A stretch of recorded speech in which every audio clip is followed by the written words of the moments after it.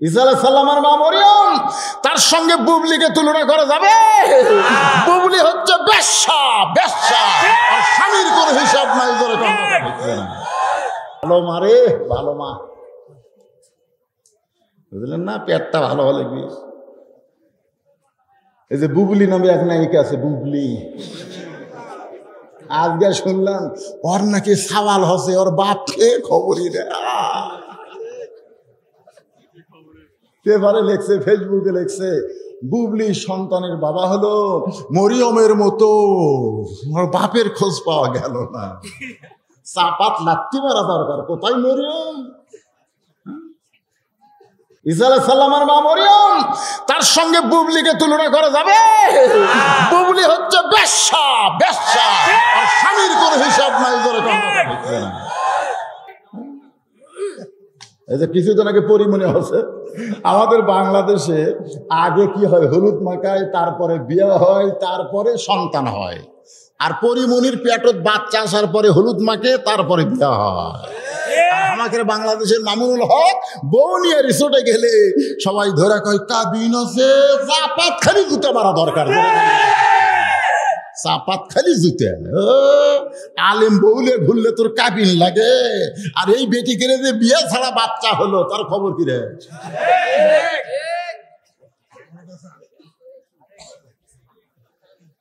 আল্লাহর বান্দার একটু মনোযোগ দিয়ে শুনবেন। আল্লাহর নবী বললেন, খাদিজা, তাহলে মা হিসেবে আপনি বলতে পারেন আপনার 4টা মেয়ের ভিতরে ফাতেমা হলো 2 নম্বর জান্নাতি। মায়ের একটা ধারণা। আপনারা বলেন তো, সন্তান কেমন এটা কে জানে? কথা কয় না। কি জন্যে? না না, সেই জন্যে একটা গান কই, তাহলে বুঝবেন। কি গান গাবো? বাবা আনন্দে মাতিয়া সাগরে ভাসাইয়া, আনন্দে মাতিয়া সাগরে ভাসাইয়া, সেই যে চইলা যায় খবর লয় না, মাজন ধরিয়া উদরে কতই যতন করে, ধরিয়া উদরে কতই যতন করে, 10 মাস পরে পায় প্রসবের বেদনা, এমন দরদ ভাবে কেউ হবে না আমার মা গো। বাবা আনন্দে মাথায়, আনন্দে মাথা বোঝেন না? আনন্দে মাথা পেটের মধ্যে দিয়ে ওই যে চইলা গেছে, আর বাপের কোনো খোঁজ নেই। মা সেদিন থেকে পেটে ধারণ করতেছে। ইমাম গাজ্জালি বলেন, যখন কোনো যুবতী মেয়ে, তখন মাসে 3 দিন 5 দিন একটা অসুখ হয়। এই অসুখ হলে রোজা রাখা যাবে না, এই অসুখ হলে নামাজ পড়া যাবে না। কিন্তু মেয়েদের পেটে যখন বাচ্চা ঢোকে, তখন এই অসুখটা আল্লাহ বন্ধ করে দেয়। বন্ধ করার কারণ হলো পেটে বাচ্চা থাকা অবস্থায় মায়ের যেন কোনো ইবাদতের কমতি না হয়। পেটে বাচ্চা নিয়ে মা যখন নামাজ পড়ে, পেটে বাচ্চা নিয়ে মা রোজা রাখে, পেটের বাচ্চার বয়স 5 মাস হয়ে গেছে, এমন সময় মা রুকু থেকে সিজদার মধ্যে চলে গেছে, পেটের মধ্যে বাচ্চা বেকা হয়ে গেল। ফেরেশতা বলে, আল্লাহ তোমার বান্দি নামাজ পড়ে, তোমার বান্দি রুকু থেকে সিজদায় যায়, কিন্তু পেটের মধ্যে বাচ্চা যে হেঁকা বেকা হয়, আল্লাহ বাচ্চার কি কষ্ট হয় না? আল্লাহ কয়, ফেরেশতা সাক্ষী থাক, যে মা নামাজি পড়ে, যে বা পেটে বাচ্চা নিয়ে নামাজ পড়ে, ওই মা শুধু নিজে নামাজি নয়, পেটের বাচ্চাকেও নামাজি বানায়া দেয়। পেটে বাচ্চা নিয়ে মা রোজা রাখে। অনেক দাদি নানিরা কয়, রোজা থাকিস না রে, তুই রোজা থাকলে তোর পেটের বাচ্চা শুকে যাবি রে। তখন মা কি কয়, রোজা থাকে পেটের বাচ্চা শুকে যাবি, আর এদের জন্য রোজা না থাকে যদি মরে যায়। মা পেটে বাচ্চা নিয়ে রোজা থাকে, মার খাওয়া হয় না, পেটের বাচ্চা খাওয়া হয় না। ওই সন্তান রমজান মাসে কোনোদিন হোটেলের দরজাত কালো পর্দা দেয় না। ধরে কোন কথা? যারা হোটেলের দরজাত কালো পর্দা দিয়ে খায়, খবর লে শোনা দেখবেন, উনি যখন পেটত ছিল তখন আর মা রোজা নাই। আজকে রাস্তা দিয়ে ঘুরতেছে কার সওয়াল? আজকে আপনারা এখানে কষ্ট করে বসে আছেন, অনেকে কষ্ট করে দাঁড়িয়ে আছেন, কারণ কি? ওদের যারা ঘুরতেছে, কোরআনের মাহফিল আসে না, ওরা যখন মায়ের পেটে ছিল, মা তখন পেট নিয়ে গোটা পাড়া ঘুরিছে, ওই পেটের মধ্যেই ঘুরুনি ব্যারাম করছে, জোরে কথা ওই ভালো জায়গায় বলবে। এই জন্য খ্রিস্টান একটা নেপোলিয়ন বলেছে, তোমরা যদি ভালো একটা সন্তান চাও তাহলে ভালো একটা বাপের দরকার, নাকি ঠিক করে? ভালো বাপ, হ্যাঁ। তোমরা যদি ভালো একটা সন্তান চাও তাহলে ভালো একটা কিসের দরকার? এই হিসাবে এখানে সবেদা খাতুন মহিলা মাদ্রাসা করার দরকার আছে না নাই? কারণ এই মাদ্রাসায় যারা পড়বে তারা প্রত্যেকটা সন্তান একটা করে মা হবে। এটা পরিমনির মতো নয়, বুবলির মতো নয়, এরা হলো ফাতেমার অনুসারী। আল্লাহ রাসূল বললেন, খাদিজা, খাদিজা একটু মনোযোগ দিয়ে শুনবেন। আপনি যেই ফাতেমাকে 2 নম্বরের কথা বলতেছেন, আমি নবী বলতেছি সেই ফাতেমা জান্নাতি নয়। 2 নম্বর তো দূরের কথা, আমি নবী বলতেছি আপনার মেয়ে ফাতেমা জান্নাতি নয়। যেই বলেছে ফাতেমা জান্নাতি নয়, সঙ্গে সঙ্গে খাদিজা ছোট বাচ্চার মতন কান্দের বলে, ইয়া রাসূলুল্লাহ, আমার ফাতেমা যদি জান্নাতি না হয় তাহলে ফাতেমার খবর কি? রাসূল বললেন, ফাতেমা হলো জান্নাতি নারীদের নেত্রী। লিল্লাহি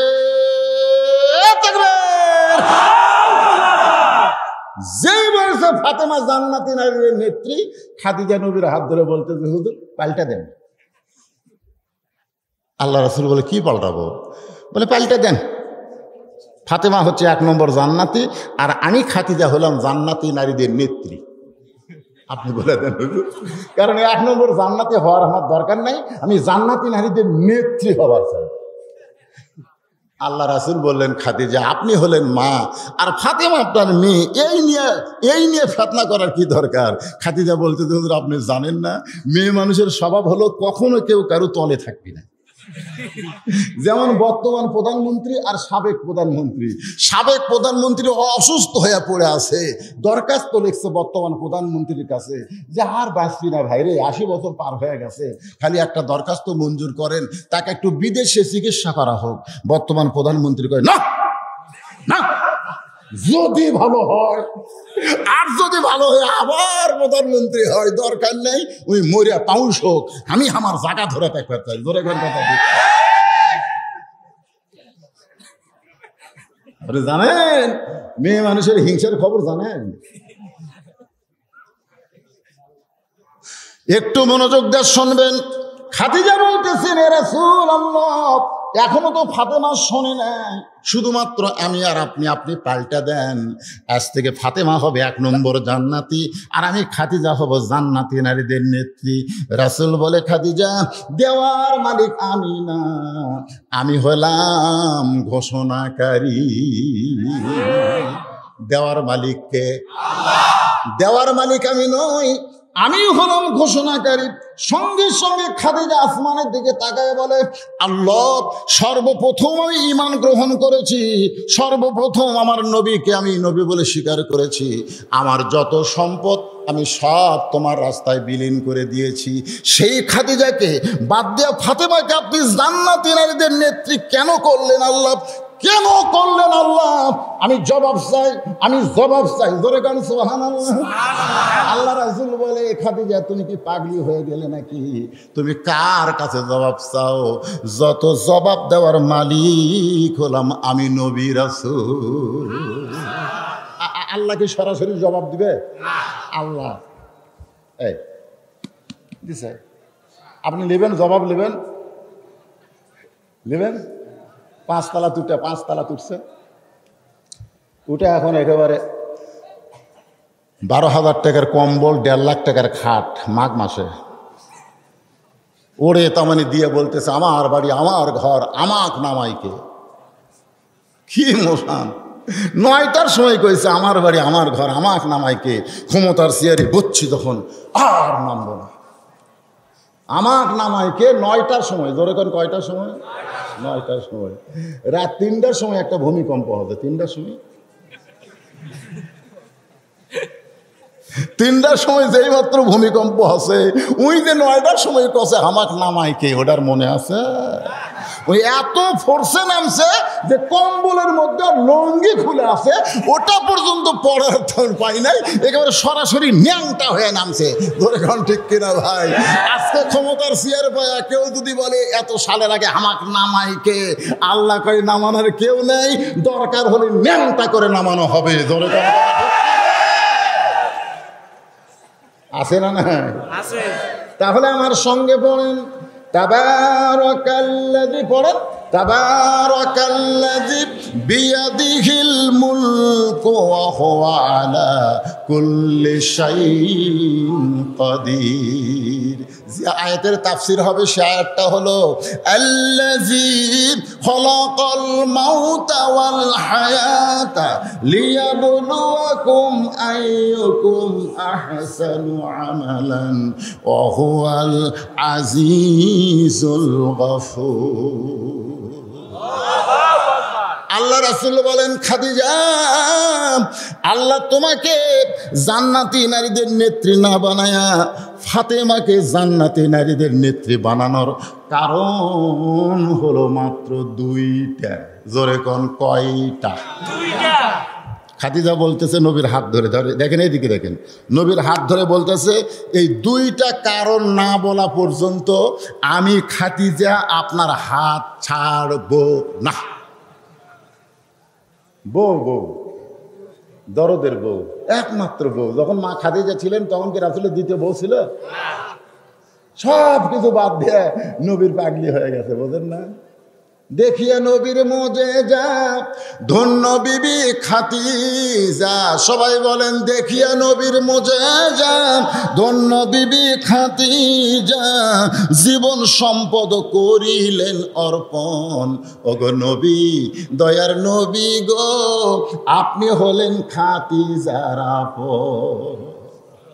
একেবারে এইভাবে হাত ধরে বলতেছে, কোন 2 কারণে আমাকে বাদ দিয়া আল্লাহ ফাতেমাকে খাতুনে জান্নাত ডিগ্রি বানালো, ডিগ্রি দিল, এটা না বলা পর্যন্ত আমি আপনার হাত ছাড়বো না। মা খাদিজাতুল কুবরা হাত ধরছে কার? মনে ভুলে গেছেন? যতক্ষণ পর্যন্ত কোন 2টা কারণে আমাকে বাদ দিয়া ফাতেমাকে আল্লাহ খাতুনে জান্নাত ডিগ্রি দিল, এটা না বলবেন আমি রাসূল আপনার হাত ছাড়ব না। মানে রাসূলকে বলতেছে আমি খাদিজা আপনার হাত ছাড়বো না, এই বলে হাত চাপিয়া ধরছে। বাবা, তো মা খাদিজা কোন 2 কারণে ফাতেমাকে আল্লাহ খাতুনে জান্নাত ডিগ্রি দিল, এটা যদি না শুনে হাত না ছাড়ে, আমার সামনে যারা বসে আছেন আপনারা না শুনে উঠবেন? কারা কারা উঠবেন না? আল্লাহকে একটু হাত দেখান, টান টান করে দেখান। লিল্লাহে তাকবীর, হাত দাবান। ভাইজান, যারা হাত তুলছেন, 2 কান্দে 2 ফেরেশতা আছে না নাই? 2 কান্দে 2 মোহরি লিখিতেছেন ডায়েরি, দলিল দেখে রায় দিবে, টাকা পয়সার নাই কারবার। কিরামান কাতিবিনা ইয়ালামুনা মা তাফআলুন। আল্লাহ বলতেছেন, আল্লাযী খালাকাল মাউতা ওয়াল হায়াতা, তোমাদের হায়াত এবং মৃত্যু, মৃত্যু আর হায়াতকে আমি আল্লাহ সৃষ্টি করেছি লিয়াবলুয়াকুম, পরীক্ষা করার জন্য, আইয়ুকুম আহসানু আমালা, যেন তারা সুন্দর আমল করতে পারো। আজকের এই মাহফিলে সবচাইতে সুন্দর আমল হলো এই মহিলা মাদ্রাসাকে টিকায় রাখতে হবে। জোরে কোন কথা ঠিক কেনা? এই মহিলা মাদ্রাসাকে কারা কারা ভাঙ্গা ফেলে দেবেন? হাত তোলেন। এই মাদ্রাসা এখানে না থাক, এটা কারা কারা চান? হাত তোলেন। বুঝেছে না? এই মাদ্রাসা এখানে না থাক, এটা কারা কারা চান? হাত তোলেন। আর এই মাদ্রাসা এখানে কিয়ামত পর্যন্ত আল্লাহ কবুল করেন, কারা কারা চান? 2 হাত তোলে, আল্লাহরে দেখা। আলহামদুলিল্লাহ। এই কি হলো? এরা হাঁকানোর দরকার নেই, এত জোরে হাঁকালে হবি তাই। এখন মা খাদিজা নবীর হাত ধরে আছে, কি কারণে ফাতেমাকে আল্লাহ খাতুনে জান্নাত দিল। আর সবচাইতে সুন্দর আমল হচ্ছে আইয়ুকুম আহসানু আমালা, পরীক্ষা হবে। পরীক্ষা বোঝেন? ওই যে হুজুর দেখতেছেন, ওটা হচ্ছে আমার জমি। তার ওই পারে দেখতেছেন, ওটা হলো এ বাবা, এই দুই মুরব্বীর কি হলো রে? এই তিন মুরব্বী একসাথে উঠলো কেন? হ্যাঁ, না এক নম্বরে জামাত করা লাগবে। যান। আসলে তো শোনেন, আমি বক্তা তো আছি কিছুক্ষণ আগে, আর এনারা অনেকে বসে আছে ঘন্টার পর ঘন্টা। চেতন থাকলে পেশাব লাগে, ঘুমাইলে লাগে না। তো তারা চেতন আছে, মাঝে মধ্যে লাগবে না? লাগবে। কিন্তু আপনারা বিশ্বাস করেন, অনুনাজ্জিলু মিনাল কোরআনি মা হুয়া শিফাউ ওয়া রাহমাতুল লিল মুমিনিন। আল্লাহ বলেছেন এই কোরআনকে মহব্বত করো, কোরআনকে বুকে ধারণ করো, কোরআনকে ইজ্জত দাও। এই কোরআনের ওসিলায় যাবতীয় অসুখ বিসুখ ব্যারাম ব্যাধি আমি আল্লাহ সব ভালো করে দেব। আল্লাহ বলেছেন অনুনাজ্জিলু মিনাল কোরআনি মা হুয়া শিফা, এই কোরআনকে আমি নাজিল করেছি শেফা হিসাবে। তো কোরআনের মাহফিলে একটু ধৈর্য নিয়ে বসেন ভাইজান। আইয়ুকুম আহসানু আমালা বোঝানোর জন্য বলতেছি, ওটা হলো আমার জায়গা। ওই সাইডে যেটা দেখতেছেন ওটা হলো আমার ভাইয়ের, পিছনে যা দেখতেছেন হুজুর আমার চাচার, আর এই সাইডে যা দেখতেছেন আমার বাবা। তো সবই যদি তোমাকে হয় আল্লাহর, তখন কয় হুজুর মারাত্মক কথা কইছেন। আল্লাহটা দেখবার গেলে 2 মিনিট হাঁটা লাগবে। আল্লাহটা দেখবার গেলে কয় মিনিট হাঁটা লাগবে? চলো দেখে আসি। তখন হাত ধরে নিয়ে মসজিদের কাছে গেছে, যা বলতেছে হুজুর এখানে আল্লাহর কিছু ছিল না, আমার চাচা দয়া করে আল্লাহ 10 শতক দান করছে। এই যে মসজিদ দেখতেছেন এটাও কিন্তু আল্লাহর ছিল না, আমার চাচা এই 10 শতক আল্লাহ দান করছে, আর আমরা টাকা পয়সা দিয়ে এই মসজিদ করে দিছি। তখন ফেরেশতা কয় আল্লাহ এই দেশের নাম কি? এই যে দেশ, এই দেশের নাম কি? আমরা যে দেখবার আসলাম বলতেছে যে আমার চাচা আল্লাহ দান করছে, আর আমরা টাকা দিয়ে আল্লাহ ঘর বানিয়ে দিছি, এই দেশের নাম কি? তখন আল্লাহ বলতেছে ওই দেশের নাম হলো বাংলাদেশ। ওই দেশে আমি আল্লাহ আর আমার কোরআন সব চাইতে গরিব অবস্থায় আছে। আপনি জানেন বাংলাদেশে বাংলা শিক্ষার দাম আছে, একই ছেলের মাস্টার 3টে, একটা ইংরেজি, একটা বাংলা আর একটা কোরআন পড়ায়। একই ছেলের 3 মাস্টার, প্রত্যেক মাস্টারকে মাস গেলে বেতন দেয়, আর তাই কোরআন পড়ায় 3 মাস হয়ে গেল বেতন নেই। আজকে সেই কোরআনের মহিলা মাদ্রাসা বাংলাদেশে একটা কলেজের নাম হলো ইডেন কলেজ। জোরে এখন কি কলেজ? ইডেন। গতকাল এক নাটক দেখলাম, এক ছেলে পক্ষ বিয়ে করবার গেছে, তখন সব কথাবার্তা হয়ে গেছে, মেয়েটাকেও দেখা হয়ে গেছে। তো এখন ছেলের বাপ আর চাচা বলতেছে আমরা তো সব দেখলাম, তুই একটু মেয়ের কাছ থেকে কিছু গোপনীয় কথা থাকলে শোন।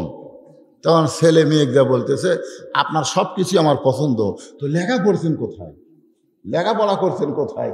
মেয়েকে বলতেছে আমি ইডেন কলেজ। যেই কসে বাবা ওই দরজা ভাঙ্গা দৌড়, একেবারে দরজা ভাঙ্গা দৌড়। আর বাপসা দৌড়স করে না, ইডেন কলেজে যে মেয়ে পড়ে ওই বিয়ের আগে কাম সারছে অকারণ।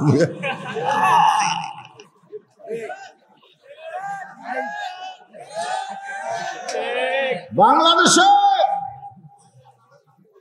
আজকে মহিলা কলেজ আছে, নারী পুরুষ মিলে কলেজ আছে, কিন্তু মহিলা মাদ্রাসা বড় অভাব। জোরে কোন কথা ঠিক কিনা? সেই অভাব পূরণ করার জন্য এখানে একটা মহিলা মাদ্রাসা করছে। এই মহিলা মাদ্রাসার গুণ কি? এই গুণটা বোঝানোর জন্য বলতেছে, একটু মনোযোগ দিয়ে শুনবেন। গভীর রাত্রে আল্লাহর নবী ঘুম থেকে চেতন পাইছে। চেতন পাওয়ার কারণ হলো খাদিজাতুল কুবরা। আল্লাহর নবীর এই ডান হাতটা ধরে ফোঁপায় ফোঁপায় কাঁদতেছে। রাসূল বলে খাদিজা, দুনিয়ার সবাই ঘুম পাড়ে অথচ আপনি কাঁদেন কেন? খাদিজা বলে হুজুর যে কোনো সময় আমার মৃত্যু হবে, কারণ আমার বয়স হয়ে গেছে। আপনার যখন 25 ছিল, আমার তখন 40। জোরে কোন কত? এখন আপনার 50 বছর বয়স আর আমার 64 বছর বয়সে পড়ে গেছে, যে কোনো সময় আমার মৃত্যু হবে। ওগো নবী, আমি খাদিজা মরে যাব, এই মরার আগে আমার কি খুশির কোনো খবর আপনার কাছে নাই? সঙ্গে সঙ্গে আল্লাহ নবী গভীর রাত্রে খাদিজার কপালে একটা চুম্বন দিয়ে বললেন, খাদিজা, তোমার জন্য খুশির খবর হলো এই দুনিয়াতে 10 জন পুরুষকে আল্লাহ জান্নাতের সার্টিফিকেট দিছে, আবার এই দুনিয়াতে 10 জন নারীকেও আল্লাহ জান্নাতের সার্টিফিকেট দিয়েছে। আমরা খালি এতদিন জানতাম যে 10 জন সাহাবী আশারে মুবাশশারা, ঠিক না? 10 জন কি আশারে মুবাশশারা, 10 জন। আল্লাহ রাসূল বললেন 10 জন পুরুষকে আল্লাহ জান্নাতের সার্টিফিকেট দিয়েছে। 1 নম্বর আবু বকর, 2 নম্বর উমর, 3 নম্বর ওসমান, 4 নম্বর আলী, 5 নম্বর আব্দুর রহমান ইবনে আওফ, 6 নম্বর জুবাইর, 7 নম্বর তালহা, 8 নম্বর সাদ ইবনে আবি ওয়াক্কাস, 9 নম্বর আবু সাইদ, আর 10 নম্বর হলো ওবাদা ইবনুল জাররাহ। এই 10 জন হলেন আশারে মুবাশশারা। কিন্তু রাসূল বললেন 10 জন নারীকেও আল্লাহ জান্নাতের সার্টিফিকেট দিয়েছে। খাদিজা বলতে যে হুজুর, এই 10 জন নারীদের মধ্যে 1 নম্বরের নাম কি? 10 জন নারী যে জান্নাতের সার্টিফিকেট পাচ্ছে তার মধ্যে 1 নম্বরের নাম কি? আল্লাহ রাসূল বললেন, খাদিজা, 1 নম্বর হলো আপনি। 1 নম্বর হলো খাদিজাতুল কুবরা। জান্নাতের সার্টিফিকেট পাওয়া কয় নম্বর? সঙ্গে সঙ্গে মা খাদিজা কান্না বন্ধ করে দিস। কান্না বন্ধ। আল্লাহ রাসূল বলে, কান্না বন্ধ কেন? বলে 1 নম্বর জান্নাতি, আবার কান্দার কি? তো রাসূল বললেন, খাদিজা, আপনি যদি 1 নম্বর জান্নাতি হন তাহলে 2 নম্বর জান্নাতি কে হলে ভালো হয়? আল্লাহ রাসূল কিন্তু নিজের বিবিদের সাথে মশকরা করতেন। সুবহানাল্লাহ বলেন। কারণ নবীর বিবিরা বলেছেন, আমাদের নবী যখন আমাদের কাছে আসে কোনোদিন আল্লাহর নবী আমাকে মনেই হয়নি। কেন মনে হয় নাই? কারণ আমরা যে বইয়ের সাথে যে ব্যবহার করি তার চাইতে 100 গুণ বেশি ভালো ব্যবহার আল্লাহর নবী তার বিবিদের সাথে করছে। 9 জন বউ মিলে একদিন গন্ডগোল। সবাই বলতেছে আল্লাহ রাসূল আমাকে বেশি ভালোবাসে, আর একজনকে আমাকে বেশি ভালোবাসে, আর একজনকে আমাকে বেশি ভালোবাসে। তো 9 বউ এখন রাসূলের ভালোবাসা নিয়ে গন্ডগোল। মানে সবাইকে তো সমান ভালোবাসে। এখন আল্লাহ নবী বলে, এই তোমাদের মধ্যে কিসের গন্ডগোল? বলে, হুজুর, আজকে আপনাকে বলতে হবে আমাদের 9 জনের মধ্যে আপনি সবচাইতে বেশি ভালোবাসেন কাকে? আল্লাহ রাসূল কয়, যতদিন আমার খাদিজা বউ ছিল ততদিন এই গন্ডগোল ছিল না। মানে খাদিজা যতদিন ছিল ততদিন রাসূল দ্বিতীয় কোনো বিয়ে করেনি। মানে একটাই বউ। আমার যদি 1 বউ হয় কোনো গন্ডগোল আছে? 2টা হলেই কিন্তু শুরু হবে। এখন 9টা বউ বলতে, হুজুর, 9 জনের মধ্যে সবচাইতে বেশি ভালোবাসেন কাকে? আল্লাহ রাসূল বললেন, যে বিপদে ফেলালা আজকে বলতে পারবো না, আগামীকাল যাও। সমস্ত বিবেক বলে, ঠিক আছে, আগামীকাল শুনবো। গভীর রাত্রে সবাই যখন ঘুমায় গেছে, আল্লাহ নবী 1 টোপলা খুরমা খেজুর নিয়ে আয়েশার ঘরের দরজায় আস্তে করে ঠোকা দিছে। আয়েশা দরজা খুলে বলে, হুজুর, দিনের বেলা বলতে পারেন নাই আপনি 9 জনের মধ্যে আমাকে বেশি ভালোবাসেন? আল্লাহ রাসূল বলে, ভালোবাসার কথা বলার জন্য আসিনি। তোমারে 2টা খুরমা খেজুর দিলাম, চুপটি করে খাও, কাউরে যেন খেয়ে না। আর এক বিবির দরজায় গিয়ে ঠোকা মারলেন। দরজা খুললি 2টা খেজুর দিয়ে বলতেছে, তোমারে 2টা খেজুর দিলাম, তুমি যেন কাউরে খেও না। সব বিবির দরজার যা ঠোকা মারছে, দরজা খুললে 2টা খেজুর হাতে দিয়ে শর্ত দিছে, খবরদার কাউরে যেন খেও না। পরদিন সকালবেলায় 9 জন বউ একত্র হয়ে বলে, হুজুর, আমাদের 9 জনের মধ্যে সবচাইতে বেশি ভালোবাসেন কাকে এখন বলতে হবে? রাসূল বললেন, গত রাত্রে যাকে 2টা খুরমা খেজুর দিছি তাকেই সবচাইতে বেশি ভালোবাসে। এখন সব বউ কয়,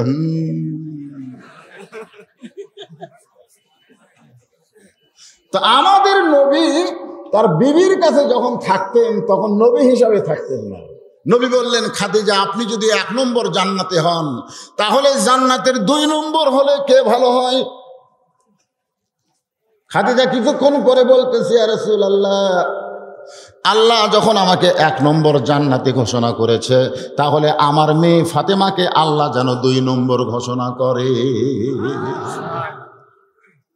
আল্লাহ রাসূল চমকে উঠে বললেন, ফাতেমা ছাড়া কি আপনার আর কোনো মেয়ে নাই? আছে তো। তো আপনার মেয়ে কয়টা? বলে রোকেয়া, জয়নাব, কুলসুমা আর একটা ফাতেমা। আল্লাহ নবী বললেন, আপনি শুধু ফাতেমার কথা বললেন, 2 নম্বর রোকেয়ার কথা বললেন না, কুলসুমার কথা বললেন না, জয়নাবের কথা বললেন না, আপনি সরাসরি 2 নম্বর ফাতেমার কথা কেন বললেন? খাদিজা চোখের পানি বের করে বলে, নবী গো, আপনি হলেন বাবা আর আমি হলাম মা। সন্তান কেমন এটা বাবা জানে না, এটা জানে হলো মা। তাহলে সেই মা কেমন হবে? যদি ভালো মা তৈরি করতে চান, তাহলে এই সবেদা খাতুন মাদ্রাসায় আপনার মেয়েদেরকে পড়ানোর দরকার আছে নাকি বাবজান? যে আল্লাহ শারীরিক সুস্থতা দান করে, মানসিক প্রশান্তি লাভ করার জন্য আজকের এই জান্নাতের বাগানে কবুল করলেন, আমরা সে আল্লাহর উপরে খুশি হয়েছি না বেজার? তাহলে জবান খুলে সমস্যারে সকলে বলবো, রব্বানা লাকাল হামদ হামদান কাসীরান তাইয়িবান মুবারাকান ফীহি। আমরা প্রশংসা করলাম সে আল্লাহর, যে আল্লাহ রুহের জগতে। আমরা এই দুনিয়াতে আসার আগে আর একটা জগতে ছিলাম, আপনাদের মনে হয়? বিশ্বাস হয়? সেই জগতের নাম হলো রুহের জগৎ। এই রুহের জগতে অসংখ্য রুহুর ভিতরে আল্লাহ আমাদের রুহগুলোকে পছন্দ করে মুসলমানের ঘরে কবুল করেছেন। আসমানে চাঁদ উঠেছে, এ চাঁদের নাম হলো রবিউল আউয়াল। চাঁদের নাম কি? এই রবিউল আউয়াল তারিখে আল্লাহ তাআলা আমাদের নবীকে দুনিয়াতে প্রেরণ করেছেন। সুবহানাল্লাহ বলেন। আবার এই চাঁদে হিন্দুদের একটা বিশাল কি হবে? পূজা হবে। তো আল্লাহ তাআলা আমাদেরকে হিন্দুদের ভিতরে, বৌদ্ধদের ভিতরে, খ্রিস্টানদের ভিতরে না পাঠায়া সরাসরি মুসলমানের ঘরে কবুল করার কারণে আপনারা খুশি না বেজার?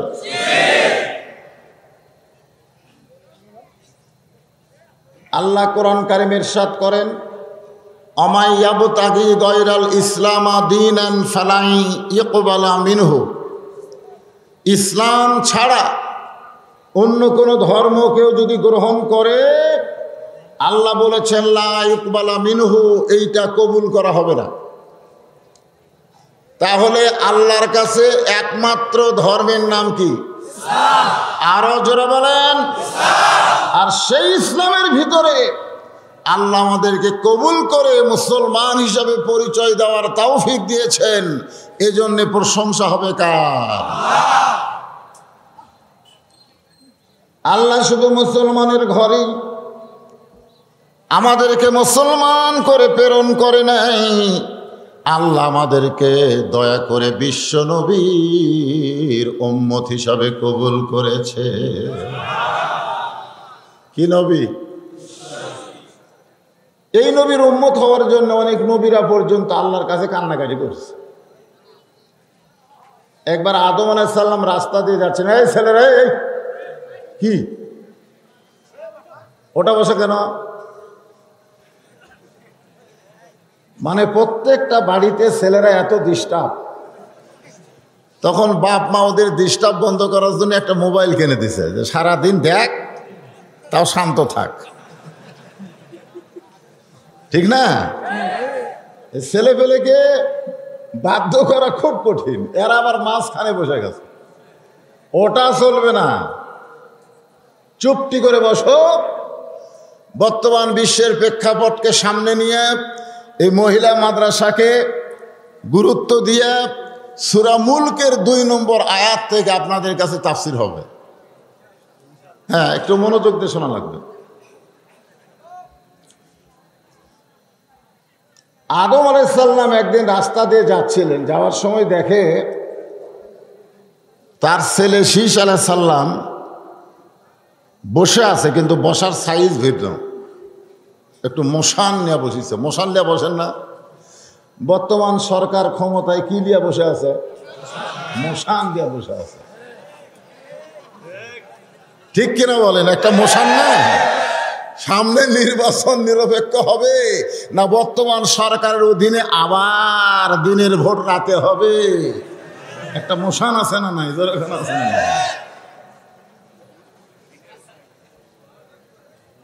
তো ব্যাপারটা হলো আদম আলাইহিস সালামের ছেলে শীস আলাইহিস সালাম বসে আছে মশান নিয়ে, মশান। তা আদম বলে, বাবা শীস, তোমার এই মশান হওয়ার কারণ কি? তো শীস বলতেছে মশান হওয়ার কারণ হলো তিনটা। ধরে কোন কয়টা?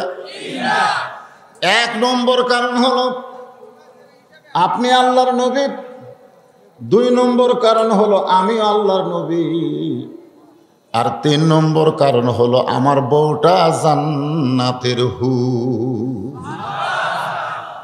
আপনারা সুবহানাল্লাহ বললেন, তার মানে বোঝা গেল হুরের খবর শুনলে সুবহানাল্লাহ। আপনারা জানেন এই মানুষ তৈরি করার আগে আল্লাহ তিনটা কসম করছে। মানুষকে আল্লাহ এত দাম দিছে, এত সুন্দর করছে, যার কারণে আল্লাহ তৈরি করার আগে তিনটা কসম দিচ্ছে। দেখেন, এক নম্বর কসম হলো তিনের কসম। দুই নম্বর কসম হলো জাইতুন, জৈতুনের কসম।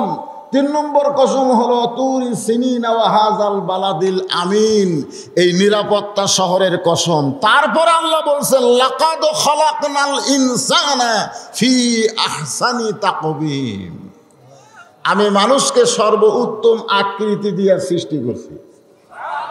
তো হুরের খবর শুনে সুবহানাল্লাহ কোন?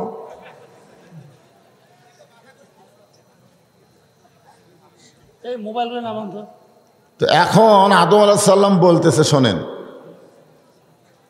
নবীর বেটা নবী না হইয়া, বেহেশতের হুরের স্বামী না হইয়া, আখির জাহানের পয়গম্বরের উম্মত যদি হতে পারতা, তোমার জীবন ধন্য হয়ে যেত। আপনারা বলেন তো, এখানে কি আমাদের নবীর নাম কইছে? শুধু বলেছে আখিরি নবী। আচ্ছা, আখিরি নবী বলতে আপনারা কোন নবী বুঝতেছেন? আমাদের বাংলাদেশের ওই যে পঞ্চগড়ে ওইখানে একটা গ্রুপ বাড়াইছে, নাম হলো কাদিয়ানি গ্রুপ। জোরে কোন কি গ্রুপ? মা কানা মুহাম্মাদুন আবা আহাদিম মির রিজালিকুম ওয়ালাকির রাসূলুল্লাহি ওয়া খাতামান নাবিয়্যিন। আমাদের নবীর পরে কোন শেষ নবী? আরো জোরে বলেন, আমাদের নবীর পরে কোন নবী? আমাদের নবীর পরে কেউ যদি নবী দাবি করে সেইটা আমরা মানি। তাহলে কাদিয়ানীরা আমাদের নবীকে খতনে নবী বিশ্বাস না করে। আমরা সরকারকে অনুরোধ করেছি এবং আমরা সবাই বলবো, কাদিয়ানীরা মুসলমান না, কাদিয়ানী হলো কাফের। আমি যেই বলবো কাদিয়ানীরা, আপনারা বলবেন কাফের, বলতে পারবেন না। কারণ এইখানে শুধু আপনারাই ওয়াজ শুনতেছেন না, এই মিডিয়ার মাধ্যমে গোটা বিশ্ব ওয়াজ চলবে। জোরে কোন ঠিক কিনা? কাদিয়ানীরা আরো জোরে, জোরসে বলো। আদম বলতেছেন আখিরে নবীর উম্মত যদি হতে পারতে, তোমার জীবন ধন্য হয়ে যেত। শীস আলাইহিস সালাম বলে, বাবা সেই আখেরি পয়গম্বরের গুণ একটু শুনতে চাই। আদম বললেন, তাহলে শোনো, আমি জীবনে একটা ভুল করেছিলাম। কোন নবীরা কিন্তু অপরাধ করে নাই। নবীদের শানে অপরাধ বলা যাবে না, নবীদের শানে ভুল বলতে হবে। কারণ আল্লাহ কোরআনে বলেছে কুল্লু নাবিয়ুন মাসুমাইন, প্রত্যেকটা নবীরা হলো বেগুনাহ। জোরে কোন সুবহানাল্লাহ। নবীদের কোনো পাপ নাই। যদিও করে থাকে সেটা কিন্তু আদম করেনি, আল্লাহ করাইছে। কেমনে করাইছে? তুমি মাটির পুতুল বানায়া করিলা বেহুশ, তুমি মাটির পুতুল বানায়া করিলা বেহুশ, তুমি যেমনি নাচাও তেমনি নাচে, যেমনি নাচাও তেমনি নাচে, পুতুলের দাও দোষ রে আল্লাহ, পুতুলের দাও দোষ। তুমি সর্প হইয়া দংশন করো, ওজা হইয়া ঝাড়ো, তুমি চোরকে বলো চুরি করো, আবার পুলিশ হইয়া ধরো। যখন চোর চুরি করবার যায় তখন যদি আল্লাহ চোরের হাতের শক্তি কেড়ে নেয়, যখন চোর চুরি করতে যায় চোরকে যদি আল্লাহ অন্ধ বানায় দেয়, আপনারা বলেন তো চোর কি চুরি করতে পারবে? আমাদের এলাকার এক বাড়িতে সব কিছু চুরি হয়ে গেল। আমি তখন বললাম, কে ভাই তোর বাড়ির সব কিছু চুরি হলো? কয় হুজুর এই বছরের মতো, এই বছরের ভিতরে আজকের মতো ঘুম আমি কোনোদিন পারি নাই। আমি কিছুদিন পরে ওই যে চুরি করছে ওকে তো আমি চিনি, তোরে কইলাম তুই যার বাড়িতে চুরি করলি, কয় হুজুর সব চুরি করি চেতন পায় না। তার মানে আল্লাহ কি কইছে, বাড়ি এলাকা কাছে ঘুম পাড় আর চোরক কয় চুরি কর। যেই চুরি করা শেষ তখন ওই চেতন পায় দেখে কিছু নেই। তাহলে এতক্ষণ ঘুম পাড়াছে কে? এজোরেখন কে? আর এতক্ষণ ওরে চুরি করানো কে? তাহলে সব দোষ কার? আল্লাহ কোরআনে বলেন, মা আসাবাকা মিন হাসানাতিন ফামিনাল্লাহ ওয়া মান আসাবাকা মিন সাইয়্যাতিন ফামিন নাফসিকা। বান্দার দ্বারা বান্দির দ্বারা যত ভালো কাজ হয় এই ভালো কাজ বান্দা বান্দি করে না, বরং আমি আল্লাহ করাই। আর বান্দা বান্দির দ্বারা খারাপ যত কাজ হয় এই কাজগুলো আমি আল্লাহ করাই না, বরং নফসের তাড়নায় করে। তো এখন আদম বলতেছে আমি জীবনে একটা ভুল করছিলাম, সেই ভুলটা আমি করিনি, তোমার মায়ের পাল্লাত পড়ে। তোমার মা আবার কার পাল্লা? দেখেন এখানে গ্রুপিং আছে না নাই? আল্লাহ বলল মারদুত আমার এরিয়া থেকে বার হয়ে যায়। শয়তান কিন্তু এরিয়া থেকে বার হয়ে গেছে। আবার সেই শয়তান জান্নাতের মধ্যে ঢুকে হাওয়াকে আবার কি দিছে? কে রে শয়তান, তুই এরিয়ার থেকে বার হয়ে গেলি, তুই আবার জান্নাতে ঢুকলি কেমনে? হাওয়া তো খাইছে আবার আদমরে শরবত করে খাওয়াইছে। হাওয়া যখন গন্ধম খাইছে, এই গন্ধম খাওয়ার 4 মাস পর, এই দুনিয়ার সময়ের 4 মাস পর আদম খাচ্ছে শরবত। হাওয়া খাচ্ছে কি সরাসরি? কি এই ধরে কেন সরাসরি? আর আদম খাইছে গন্ধমের শরবত এই দুনিয়ার 4 মাস পর। তো যখন হাওয়া গন্ধম খাইছে তখন যদি আল্লাহ হাওয়াকে ঘাড় ধরে বের করে দিত, যা তুই গন্ধম খাইছিস বের হয়ে যা, কিন্তু হাওয়া গন্ধম খাইছে, আল্লাহ কিছুই কয়নি। কিন্তু যখন আদম শরবত খাইছে তখন কয় বার হ। এখন আদম আলাইহিস সালাম কান্দে আর বলে, আল্লাহ দোষ করলো হাওয়া, আমারে শরবত করে খাওয়াইলো, আমি বুঝবার পারিনি। যখন বুঝবার পারছি যে শরবতে গন্ধম আছে, তখন আমার ডান হাত মুখের মধ্যে ঢুকাই দিয়ে যতদূর পর্যন্ত যায় ততদূর পর্যন্ত আমি হাত ঢুকাইয়া রক্ত বমি করছি। এরপরেও আমার দোষ কোথায়? আল্লাহ বলতেছে তোর দোষ এক জায়গায়। আদম কয়, আল্লাহ সেই দোষটা কি? বলে হাওয়া তোর কে হয়? কয় হাওয়া তো আমার বউ হয়। তো তোর বউ কি করে তুই দেখবি না? তোর বউ যে স্টার জলসা দেখে, স্টার জলসা মানে শয়তানের ওয়াজ শোনা। ধরে কোন কার ওয়াজ শোনে? তোর বউ যে জি বাংলা দেখে, তোর বউ যে স্টার জলসা জি বাংলা দেখে, তোর বউ যে নামাজ পড়ে না, তোর বউ যে বেপরদা হয়ে থাকে, এটা তো দেখার দরকার আছে না নাই? বলে হ্যাঁ। তাহলে হাওয়া শয়তানের ওয়াজ শুনলো, তুই কি করলি? হাওয়া গন্ধম গাছের কাছে গেল, তুই কি করলি? হাওয়া যে গন্ধম ফল খাইলো, তুই তখন কি করলি? আদম কয়, আল্লাহ আমি খেয়াল করিনি। বলে খেয়াল না করার কারণে একসাথে যা। আজকে আমাদের মা বোনেরা কি করতেছে? এটা পুরুষদেরকে আদমের জাতকে খেয়াল করার দরকার আছে না? আপনি মনে করতেছেন আপনি নামাজ পড়ে জান্নাতে যাবে? আদম বলে শুধু একটা ভূতর কাঁদছি, কাঁদতে কাঁদতে চোখের পানি পড়ে আমার গালের গোস্ত পর্যন্ত খসে গেছে, আমার গালের দুই ধারে হাড় বের হয়ে গেছে। এরপরে বর্তমানে যেখানে কাবা ঘর আছে ওই কাবা ঘরের ভিতরে ওই শেষ নবীর ওসিলায় আল্লাহ আমার তওবা কবুল করেছে। রে শুনে নে, ওই নবীর উম্মতেরা সারা জীবন যদি পাপ করে, সারা জীবন যদি পাপ করে আর মরার আগে মাছের মাথার মতন সামান্য পানি চোখের কোনায় নিয়ে বলে আল্লাহ মাফ করে দাও, ওই নবীর উম্মত হওয়ার খাতিরে আল্লাহ তার জীবনের গুনাহ মাফ করে দিবে। শেষ বলতেছে আল্লাহ, বাবা তাহলে নবীর বেটা নবী না হইয়া, বেহেশতের হুরের স্বামী না হইয়া ওই নবীর উম্মত হলেই জীবন ধন্য হতো। আদম কান্দের কয় ওই নবীর উম্মত হবার চাইলে হওয়া যায় না বাজান, ওই নবীর উম্মত হতে গেলে ভাগ্য লাগে। আল্লাহ তাআলা আমাদেরকে সেই ভাগ্য দিয়েছেন যেই ভাগ্যের কারণে বিশ্ব নবীর উম্মত আল্লাহ আমাদের কবুল করেছে। ধরে কোন সুবহানাল্লাহ। এই জন্য প্রশংসা হবে কার? মাশাআল্লাহ। এখন আসেন যে কোরআন থেকে আসলে আমি আজকে এখানে কিন্তু এসেছি এশার নামাজের অনেক আগে, মাগরিবের সামান্য পরে। আমি রংপুরের কোনো মাহফিলে এত তাড়াতাড়ি আসি না, কিন্তু আজকে আমি আইসি মনে করছিলাম 9টার সময় মাইক ধরবো, এক টানা 12টা পর্যন্ত ওয়াজ করবো।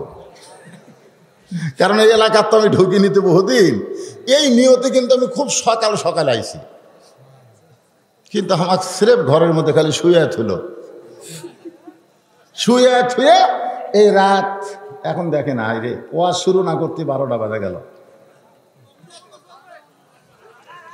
না না না শোনেন, মানুষ দেখেছে ও খাদিজা তুমি কি তার হিসাব দিবার পারবা? খাদিজা বলতেছে ইয়া রাসূলুল্লাহ, যখন আপনাকে আমি বিবাহ করি তখন আমার বয়স ছিল 40 বছর। আমি মক্কার সবচাইতে ধনবতী রমণী ছিলাম, আমার বাবার ব্যবসা ছিল, কোটি কোটি টাকার মালিক ছিলাম। আর এই ব্যবসা পরিচালনা করতে গিয়া হাজার হাজার পুরুষের সঙ্গে আমার লেনদেন হয়েছে। এই হাজার হাজার পুরুষ আমার চেহারা দেখছে, আমার নাকের সাইজ, মুখের সাইজ, আমার গায়ের রং দুনিয়ার হাজার হাজার পুরুষ বলতে পারে। রাসূল বলে খাদিজা তাহলে দুনিয়ার বহু পুরুষ আপনার নাকের সাইজ, মুখের সাইজ, গায়ের রং বলতে পারে। আপনি এখন বলেন তো আপনার পেটের মেয়ে ফাতেমার চেহারা, ফাতেমার নাকের সাইজ, মুখের সাইজ দুনিয়ার কত পুরুষ বলতে পারে? খাদিজা কান্দে, শুধু কান্দে। আল্লাহ নবী বলে খাদিজা কান্দো কেন? খাদিজা বলে নবী গো আমার ফাতেমা পর্দানিশী, আমার ফাতেমা পর্দানিশী, আমার ফাতেমা পর্দার ভিতরে জন্ম নিয়েছে। আল্লাহ রাসূল বলে খাদিজা তুমি মা হিসাবে তুমি জানো ফাতেমা পর্দার মধ্যে জন্ম নিয়েছে, আর আমি নবী হিসাবে জানি ফাতেমা পর্দার ভিতরে বড় হবে। ফাতেমা কেমন পর্দানিশী ছিলেন? একদিন নবী ঘরের মধ্যে গেলেন, ঘরের মধ্যে গিয়ে দেখে ফাতেমার বয়স হলো মাত্র 9 বছর। ধরে বলেন কয় বছর? 9 বছরের ফাতেমা হাতের মধ্যে 2টা চুড়ি দিয়ে মুচকি মুচকি হাসতেছে। তখন কিন্তু খাদিজা দুনিয়াতে জীবিত নেই। নবী তার বাবা, নবী তার মা ঘরের মধ্যে মেয়ের হাতে চুড়ি দেখে নবী আমার ঘর থেকে বাইরে আসলেন। ফাতেমা চমকে গেল, আর বাবা ঘরের মধ্যে ঢুকে কেন ঘর থেকে বাইরে যায়? বারান্দায় গিয়ে দেখে নবীর চোখ দিয়ে দর দর করে পানি পড়তেছে।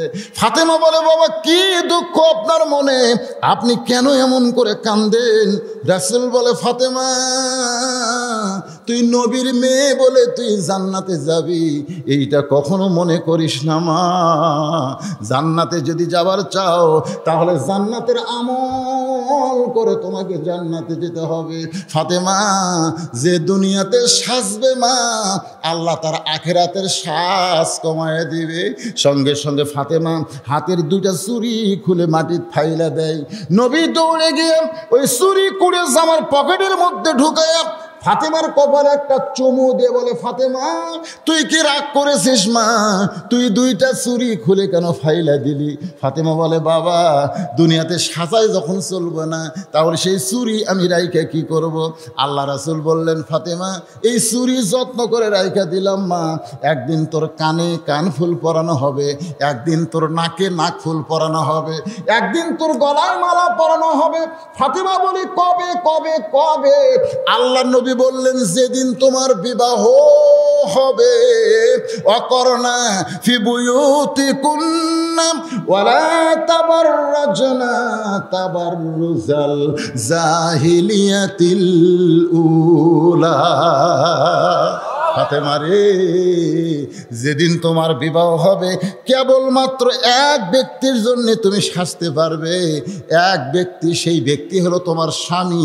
স্বামী ছাড়া অন্য কোনো পুরুষের জন্য নারীদের সাজা চলবে না। আমার মায়েরা যারা পর্দায় আছেন মা, শুধুমাত্র আপনার স্বামীর জন্য আপনি সাজতে পারবেন, পর পুরুষের জন্য আপনি সাজতে পারবেন না। কিন্তু আজকে অনেক মেয়েরা আছে দেখবেন বিবাহের পরে সাজে না, বিয়ার আগে সাজে বেড়াই। ধরে কোন কথা ঠিক কি না? আল্লাহ রাসূল বলে, খাদিজা এই ফাতেমা পর্দার ভিতরে বড় হবে, ফাতেমা পর্দার ভিতরে মৃত্যু হবে।